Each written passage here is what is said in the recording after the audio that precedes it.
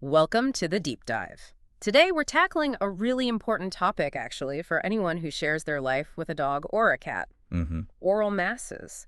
We've gathered quite a stack of information to help us understand this, well, surprisingly common issue. Yeah. Because catching things early, it can make such a world of difference for our furry family members. Exactly. And we're going to explore what these oral growths are, the different kinds that pop up in cats and dogs, how vets figure out what they are, and the various ways they can be treated. Right. Our goal here is really to give you the key information, what to look for, the main types to be aware of, and just the general approaches vets take Okay. without getting too bogged down in, overly complicated medical jargon. Perfect. Okay, so let's start with the basics then. What exactly are oral masses? Can you break that down simply for us? Well, essentially, these are just growths that appear in the mouth.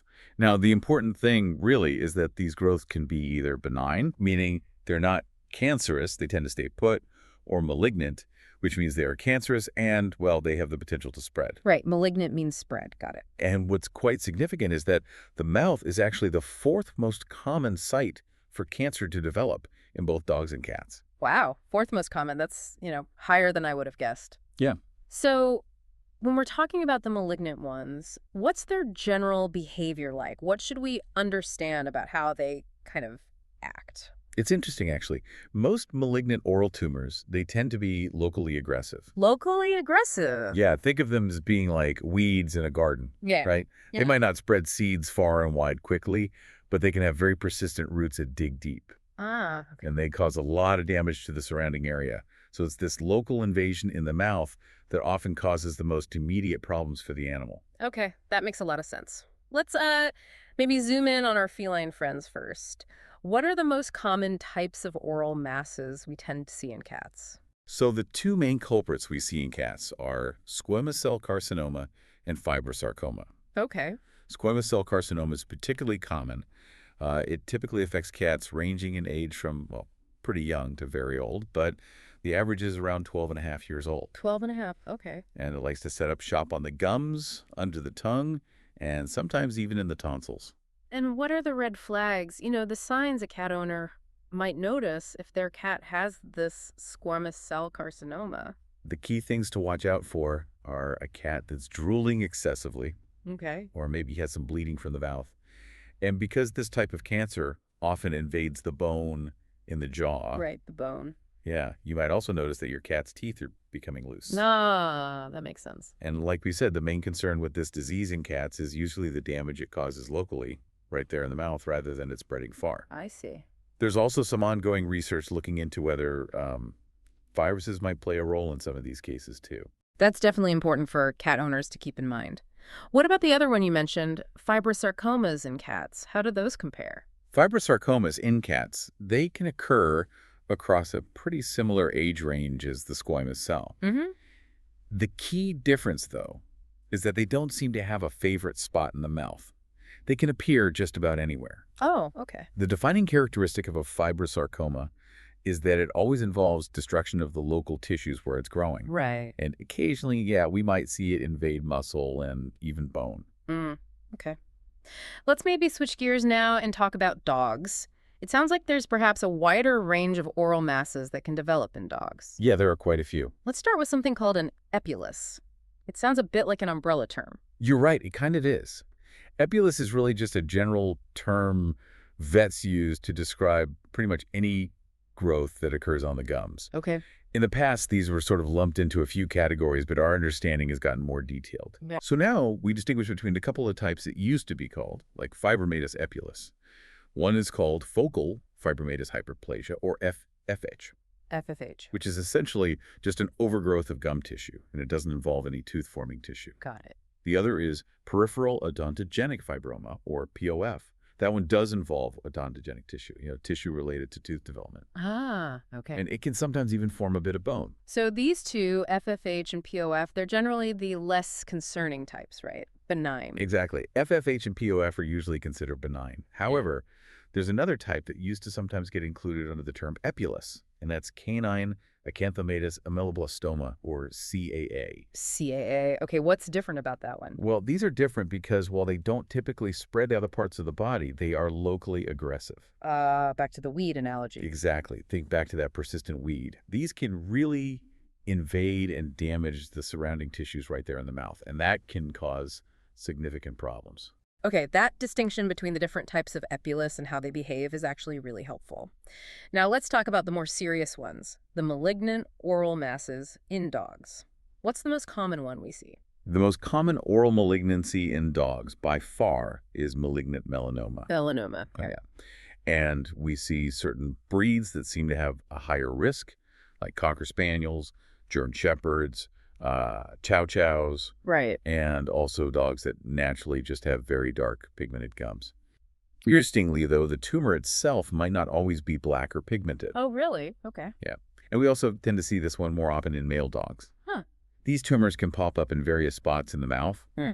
The gums are the most frequent, but also the inside of the cheeks, the lips, the tongue, the roof of the mouth. And what are some of the telltale signs? What should owners be looking out for that might suggest malignant melanoma? Well, similar to what we see in cats, you might notice some oral bleeding, maybe excessive drooling, or even just noticeable bad breath that's new or worse. Mhm. And because these tumors are locally invasive, they cause problems right there, but they also unfortunately have a tendency to metastasize, Spread, right. Where do they usually spread? meaning they can spread to other parts of the body, yeah? Most commonly the lungs and the lymph nodes in that region. And I remember reading somewhere that the size and where it is in the mouth can give vets some idea about the prognosis. That's absolutely correct.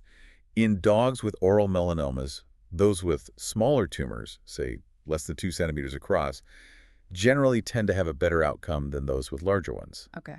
And also, if the tumor is located toward the front of the mouth, the prognosis is typically more favorable compared to tumors way in the back. Location, location, location, huh? It really matters in these cases, yeah. So the second most common oral malignancy in dogs is squamous cell carcinoma, isn't it?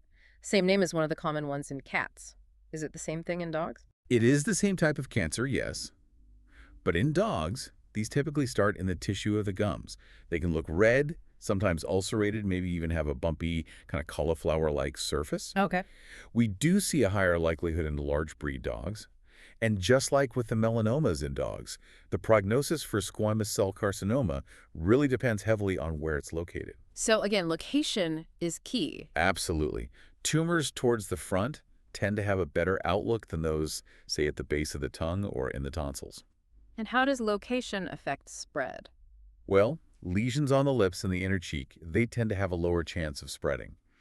But those on the gums can readily invade the underlying bone. Oh, wow. And unfortunately, tumors on the tongue and tonsils, they tend to be quite aggressive and are more likely to spread elsewhere. Our sources also mention something called papillary squamous cell carcinoma. Is that like a different beast altogether? Yeah, papillary squamous cell carcinoma is a bit unique. It tends to grow quite quickly, and we often see it in younger dogs, sometimes even puppies under a year old, though adults can get it too. Okay. Where does it usually show up? It's usually found right on the gum tissue, often between the teeth, on that little triangle of gum. Ah, right there. And while it is locally aggressive, the good news is that it doesn't typically metastasize, it doesn't spread to distant sites. That's good. There's some thought that it might be linked to the papillomavirus, actually. Interesting. And fibrosarcoma, which we said is number 2 in cats, that comes in third for dogs. That's right. In dogs, fibrosarcomas have a tendency to occur in the upper jaw, often in older, larger male dogs. Upper jaw, okay. Yeah, the gums are often affected, especially around that big upper fourth premolar tooth. You know the one? Yeah, the big chewer. Exactly. Also the hard palate, the roof of the mouth, and just the general lining. These tend to be slowly invasive locally. Mm-hmm. But like the cat ones, they don't often spread metastatically. We also saw osteosarcoma on the list. Now, we usually think of that as bone cancer in the legs, right? Can it really show up in the mouth, too? It absolutely can. Osteosarcoma in the mouth mainly occurs in middle-aged, medium to large breed dogs. Okay. And that local invasion of the bone can lead to noticeable swelling of the face. It is locally aggressive, definitely, Right. but the rate at which it spreads to other parts of the body is actually relatively low Mm-hmm. compared to osteosarcoma that starts in the limbs. Okay, that's interesting. Then there were a couple of less common types mentioned, like odontomas. What are those about? Yeah, odontomas are pretty rare. They're benign tumors that actually originate from the tissues that form teeth. Oh, okay. There are two main types. Complex odontomas are just a disorganized jumble of dental stuff. Enamel, dentin, cementum. And they can be locally destructive, but they don't spread. Right. Compounded odontomas are similar, but the dental tissues inside are more organized, sometimes even forming structures that look like small misshapen teeth. Wow.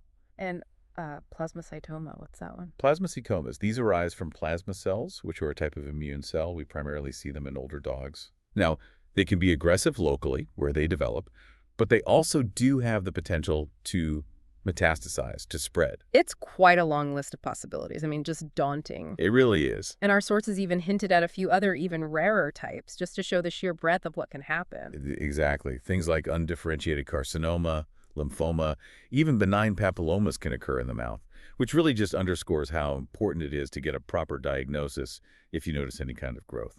Absolutely. So with all these different types of oral masses in both cats and dogs, what are some of the things that might make an animal more likely to develop one? Are there known risk factors? Yeah, there definitely are. We know species is a major factor, right?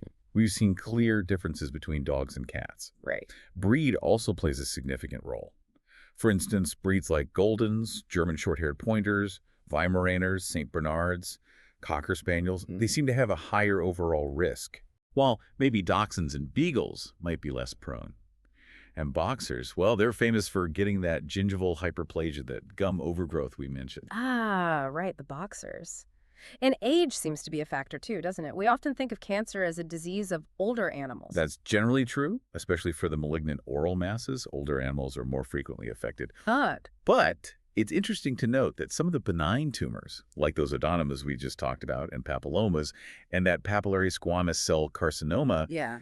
they actually tend to show up more often in younger dogs, sometimes even under 2 years old. Oh, okay. So not always an old dog problem. What about whether they're male or female? Any differences there? There seem to be some tendencies, yeah.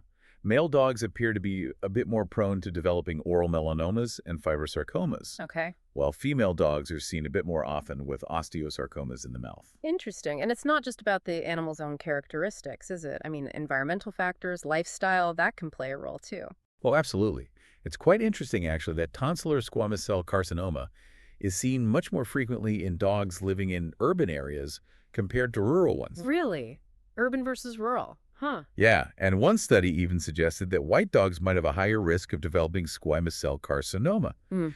We also think any kind of long-term irritation in the mouth, Like what?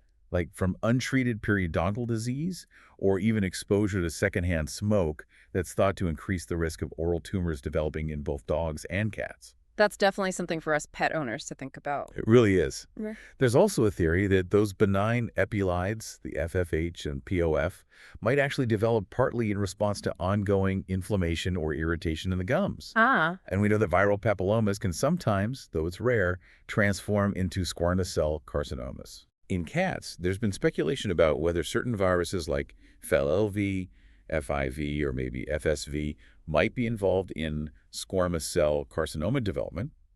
And quite strikingly, one study found that cats wearing flea collars had a significantly higher risk of developing oral squamous cell carcinoma. flea collars. Seriously? Yeah, that was a finding. Secondhand smoke has also been linked pretty clearly to a higher risk of this cancer in cats, too. Okay, secondhand smoke makes sense. And finally, dogs with weakened immune systems, like puppies, they're more susceptible to getting papillomas. And in really rare instances, acanthomatic unduloblastomas, those CAAs, have been reported to turn into squamous cell carcinomas after radiation therapy. So a lot of potential factors at play. As someone who loves their pet, what are the practical things, the real-world signs we should be looking for at home that might suggest an oral mass is developing? What are the warning signs? Yeah, there's several things, both in their sort of history and what you might observe physically, that should definitely raise a red flag. Historically, you might notice your pet losing weight without trying, maybe having a decreased appetite, suddenly preferring only soft foods, showing reluctance or signs of pain when they chew, or maybe even consistently chewing only on one side of their mouth. Right, subtle changes like that. And Right. what might we actually see if we take a closer look in their mouth? Well, on a physical exam, even if you don't immediately spot an obvious mass, things like bad breath that seems worse than usual. Halitosis, yeah. Exactly. Teeth that appear loose or maybe out of place. A sudden change in how their teeth line up when they close their mouth. Yeah. Any bleeding from the mouth. Okay. Difficulty swallowing, excessive drooling, maybe an inability to fully open or close their mouth properly. Any new facial swelling or asymmetry is a big one. Right. Or even if they suddenly become head shy, they don't like having their head touched. That could be a sign. And sometimes a tooth might just suddenly fall out. Okay, lots of things to watch for. If we do notice some of these things, what's the typical process a vet will go through to figure out what's really going on? So the first critical step for your veterinarian is to rule out other conditions that can sometimes mimic oral masses. Like what? Things like infections, abscesses, cysts, granulomas, or even just something simple like a foreign object stuck in there. Right, it could be something else entirely. Exactly. Then, routine blood tests, a complete blood count, a biochemistry profile, and usually a urinalysis. These help assess your pet's overall health and can rule out other underlying issues. Standard workup. Pretty much. For certain types of tumors, like malignant melanoma, there are specialized tests called molecular staging that can sometimes be done on samples from lymph nodes to see if the cancer has spread microscopically. And it sounds like getting a good picture, some imaging would be really important too. Absolutely essential. X-rays of the jaw are crucial to check for any invasion into the bone. Right. And chest X-rays are usually needed to see if there's been any spread to the lungs. It's important to get multiple views of the chest, usually 3, to get a really thorough look. 3 views, okay. Yeah. And then more advanced imaging like MRI or CT scans of the head and mouth area, those can give much, much more detailed information about the exact size of the mass and how far it's extending into all the surrounding tissues. Are there specific advantages to using MRI versus CT for these? Or does it depend? Yeah, they each have strengths. MRI often provides more precise detail about the size of the mass, and especially its invasion into the soft tissues, the muscles, the tongue, etc. Okay, soft tissues for MRI. Right. For example, melanomas can have a characteristic look on MRI that really helps define their boundaries. CT scans, on the other hand, are generally better at showing any little calcium deposits within a mass, and also any erosion or damage to the dense outer layer of the bone, the cortex. Gotcha. Bone detail for CT. Exactly. And sometimes the vets will use contrast agents, like an injection, with CT scans to help make the tumor stand out even more clearly from the normal tissues. But at the end of the day, how do veterinarians get that definitive diagnosis? Like, what is this thing? Yeah, the most reliable way, the gold standard, is through a biopsy. Taking a piece of it. Exactly. This involves taking a small tissue sample from the mass itself.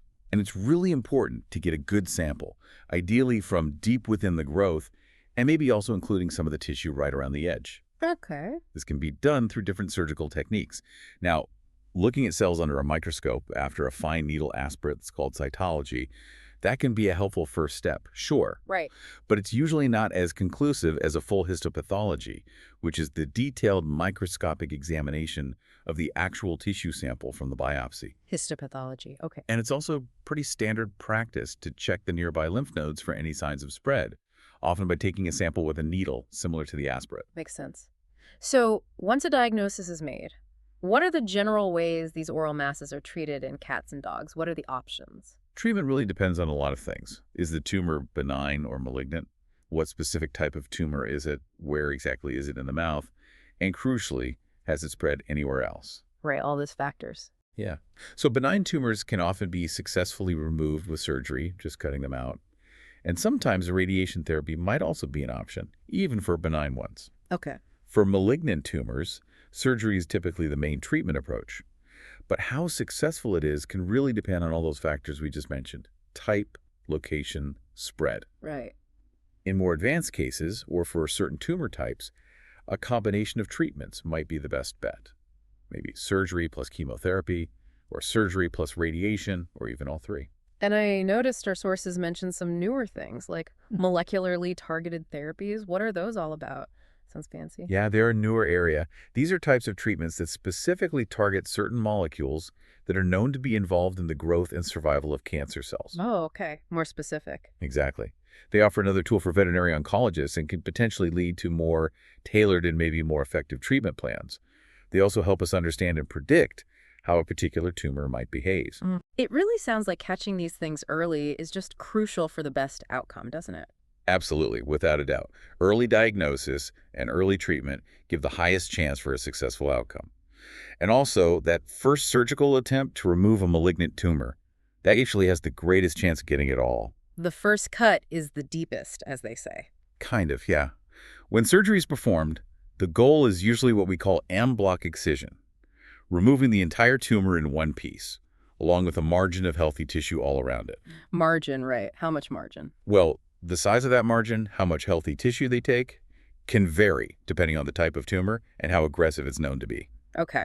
What if the tumor is in a really tricky spot, like somewhere that makes complete surgical removal difficult or maybe even impossible? Yeah, that definitely happens. In those situations, or the mass is located in a hard-to-reach area, like way in the back of the mouth, radiation therapy can be a very valuable treatment option. How does that work? Well, modern radiation techniques allow for really precise targeting of the tumor itself, delivering high doses of radiation right to the cancer cells while minimizing damage to the surrounding healthy tissues as much as possible. That's good. And chemotherapy, that's typically used for specific types of oral sarcomas or when there's evidence that the cancer has already spread, metastasized to other parts of the body. Okay. Are there any specific things to keep in mind about treating some of those individual tumor types we talked about earlier? Like, does treatment differ a lot? Yeah, there are some specifics. For example, those benign papillomas in young dogs. They can often be removed with a simple surgery just to get a diagnosis, but actually, many of them will just go away on their own over time. Oh, really? Yeah.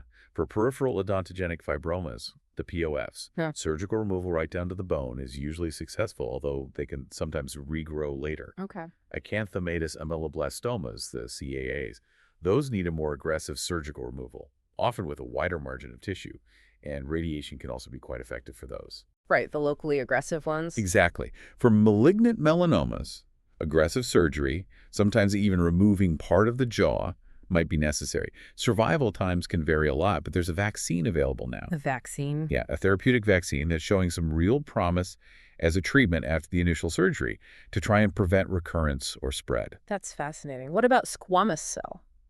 For squamous cell carcinoma in dogs, surgery or radiation are common treatments. And again, those tumors towards the front of the mouth tend to have a better prognosis. In cats with squamous cell, surgical removal, if possible, generally offers the best outcomes, but it can be challenging. Right, fibrosarcoma. Fibrosarcomas usually require pretty wide surgical removal, sometimes involving taking out a section of the jawbone. Combining surgery with radiation and maybe chemotherapy might offer the best chance for those. Okay. And osteosarcoma. Osteosarcomas in the mouth, ideally, are treated with wide surgical removal too.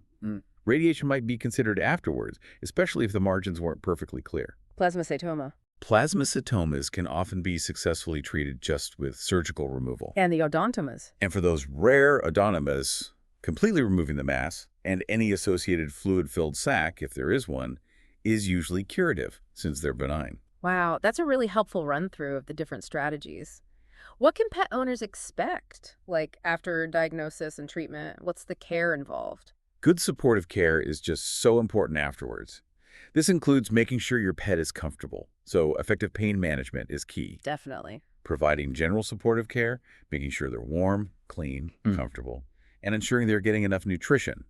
That could be tricky after mouth surgery. Yeah, I bet.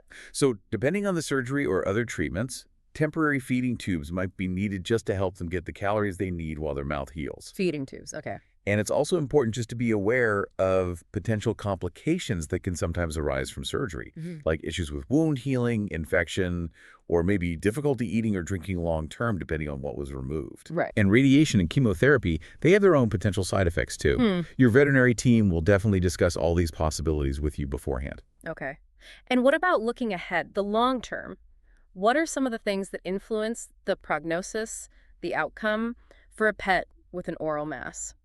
Prognostic factors really depend heavily on the specific type of tumor, but, speaking generally, if the entire tumor can be surgically removed with clean margins, meaning no cancer cells are found at the edge of the removed tissue, that's usually a very positive sign. Clean margins are good. Very good. As we've discussed quite a bit, tumors located towards the front of the mouth often have a better prognosis than those further back. Location again. Yep. The stage of the tumor is also really key. Vets use a system, often called the TNM system, which looks at the size of the primary tumor, whether it has spread to nearby lymph nodes, and whether it has metastasized to distant sites. TNM stage. Okay. Yeah. That stage gives a really good idea of prognosis. For fibrosarcomas, specifically, how the tumor cells look under the microscope, the histological grade can also provide important information. Grade matters for fibrosarcoma. It does. And as we mentioned earlier, that melanoma vaccine is showing real promise in improving outcomes for dogs with that specific type of cancer. That's hopeful. It is. And regardless of the treatment, close follow-up monitoring with your vet is absolutely essential. Regular checkups, maybe repeat imaging, to watch for any signs of the tumor coming back or spreading. Right, staying vigilant.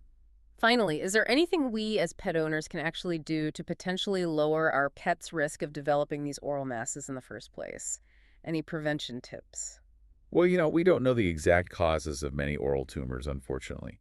But taking steps to minimize any chronic irritation in the mouth seems like a sensible approach. Like what? Like maintaining good dental hygiene, brushing teeth, dental chews, regular vet checks and cleanings, and addressing any periodontal disease early on. Good dental care. Yeah, that seems prudent.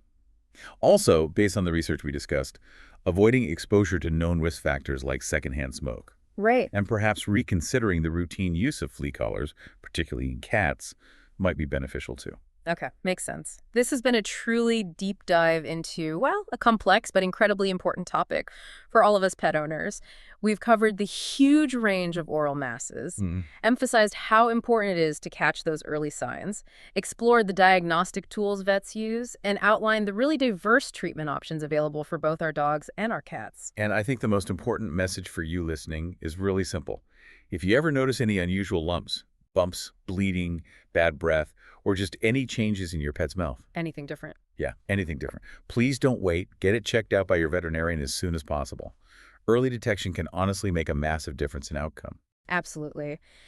And on that thought, here's something maybe to ponder.